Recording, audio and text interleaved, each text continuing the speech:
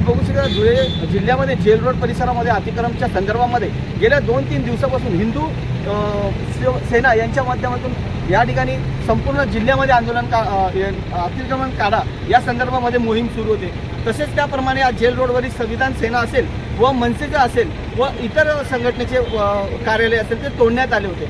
नेमका त्या तोडल्यानंतर काही जे आंदोलन करणारे त्यांना अटक करण्यात आली होते। आपण जाणून घ्या सर, काय करणार तुम्हाला अटक करण्यात आली होती, आज पुन्हा तुमचं आंदोलन त्याच ठिकाणी सुरू आहे का, काय सांगणार, काय प्रतिक्रिया असणार? मनसेचं कार्यालय होतं, हे कार्यालय नव्हतं, या ठिकाणी संविधान जागर आंदोलन झालं होतं आणि कमीत कमी तुम्ही स्वतः पत्रकार बांधव 3 आंदोलन इथं झाली होती। एक भीम आर्मीचं झालं, आझाद समाज पार्टीचं झालं, संभाजी ब्रिगेडचं आंदोलन झालं, त्याच्यानंतर बिरसा मुंडा आर्मीचं आंदोलन झालं।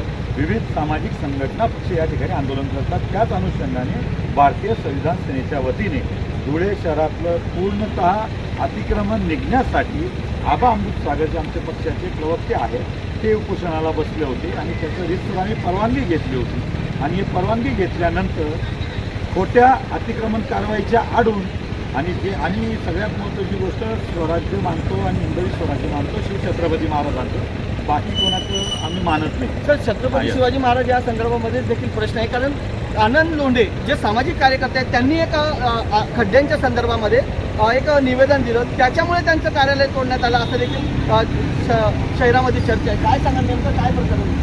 जर ह्या कारणामुळे जर आमदार साहेबांच्या सांगण्यावरून जर आमचं आंदोलन चिरडण्यात आलं, तेच बोलतो जर या कारणामुळे खड्ड्यांच्या कारणामुळे जर आमदार साहेबांनी हे एक काय गुटखा किंगवाल्यांना जे बसवलं होतं त्या ठिकाणी आणि जे काही आमचं आंदोलन चिरडून टाकलं ना, याच्यानंतर आमचे 5 आंदोलन वेगवेगळ्या विषयावर होणार आहेत, पण त्यावेळेस काय काय स्टेज टाकणार आहेत, कुठे कुठे स्टेज टाकणार आहेत ते आम्हाला सांगवतात। गुटखा किंग म्हणजे नेमकं कोण, काय सांगणार? गुटखा किंग म्हणजे काय?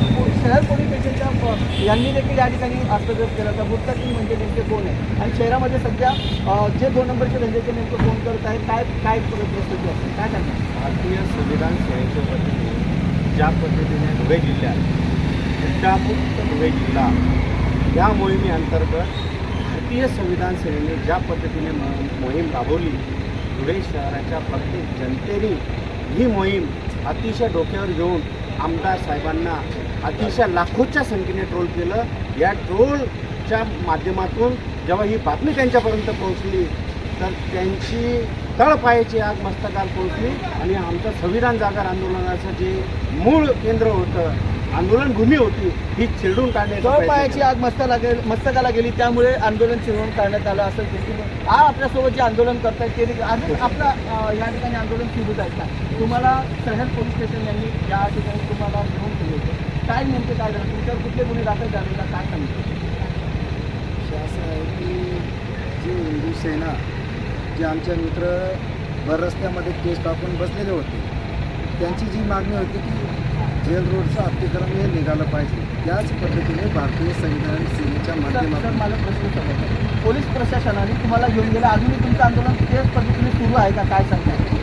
आंदोलन चालू होतं, चालू आहे आणि उद्या पण चालू राहणार। आपण आमरण उपोषण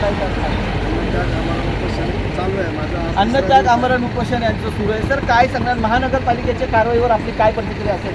ज्या पद्धतीने अनेक शहरामध्ये तुम्ही बघू शकता, शहरामध्ये अनेक ठिकाणी मोठ्या प्रमाणामध्ये अतिक्रमण आहेत, धनधान्य लोकांचे, राजकीय लोकांचे, ज्या लोकांनी हे केलं त्या प्रत्येक लोकांचे या ठिकाणी मोठ्या प्रमाणामध्ये अतिक्रमण आहे, काय सांगणार या संदर्भात? नगरपालिकेची प्रोसिजर चांगली होती का, काय सांगणार?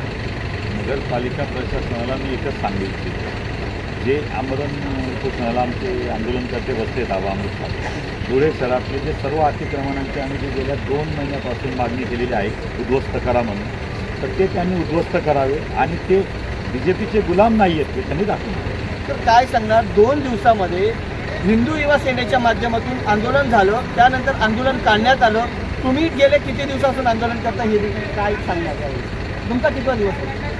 आमच्या आंदोलनाला आजचा उपोषण करताना जो आंदोलन होतं त्याला 3रा दिवस आहे। त्याच्यानंतर आमचं जे काही मूळ आंदोलन आहे या संदर्भात 2 महिन्यापासून आम्ही यांचा पाठपुरावा करत होतो, तरीही प्रशासनाने कुठली दखल घेतली, कारण हा आंबेडकरी समाजाचा आवाज होता आणि तो जो आवाज होता तो भाजप दलित समाजाचा आवाज होता, म्हणून त्याचा आवाज ऐकला गेला, आंबेडकरी समाजाचा आवाज ऐकला गेला. आंबेडकरी समाजाचा आवाज आपल्यासोबत महिला देखील काय सांगा, आपल्यावर देखील गुन्हा दाखल झाला आहे. भारतीय जनता पार्टी मॅडम आमच्या आपल्यावर देखील गुन्हा दाखल झाला आहे.